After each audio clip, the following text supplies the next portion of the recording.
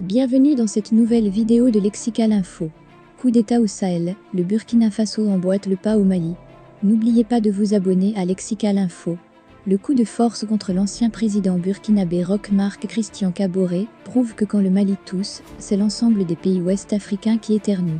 Depuis les derniers sommets extraordinaires des chefs d'État de la CEDEAO et de l'UEMOA qui ont imposé des sanctions contre le Mali, rien ne va plus dans les autres pays voisins du Mali. Aux premières heures des sanctions, les populations de certains pays ouest-africains et même centraux comme le Sénégal, le Tchad et le Niger ont montré leur ras-le-bol par des manifestations de soutien à l'endroit du peuple malien, et dans la foulée de ces marches de soutien, le président Roch Marc Christian Kaboré a été littéralement remporté par un coup d'État perpétré par une branche de l'armée. Ce coup de force au Burkina prouve à suffisance que si le Mali tousse, c'est l'ensemble des pays ouest-africains qui éternuent, précisément sa partie sahélienne. L'avenir de l'Afrique de l'Ouest se joue présentement au Mali.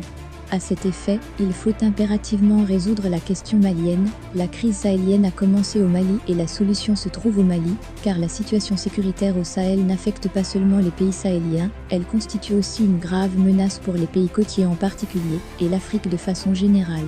Si nous essayons de faire une analyse comparative entre le coup d'État au Mali et au Burkina, si on peut se permettre la Guinée-Conakry, nous avons les mêmes similitudes. Mauvaise gouvernance, corruption, insécurité. À cette allure, si les dirigeants ne prennent pas à bras le corps les aspirations du peuple, c'est la sous-région qui sera confrontée à une épidémie de coups d'État, et ni la CEDEAO moins encore l'Union africaine ne peuvent contrer ce fléau.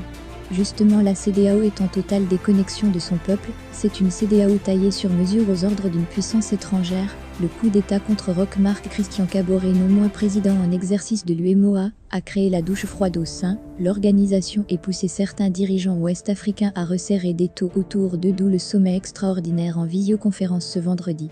Et si certains pensent que les sanctions qui ont été prises contre le Mali par les dirigeants ouest-africains ont permis à la CEDEAO de retrouver un gain de crédibilité et de légitimité, aujourd'hui la CEDEAO est dans une situation totalement déboussolée, pour ne pas dire en débandade, dans laquelle les chefs d'État sont apparus très vulnérables.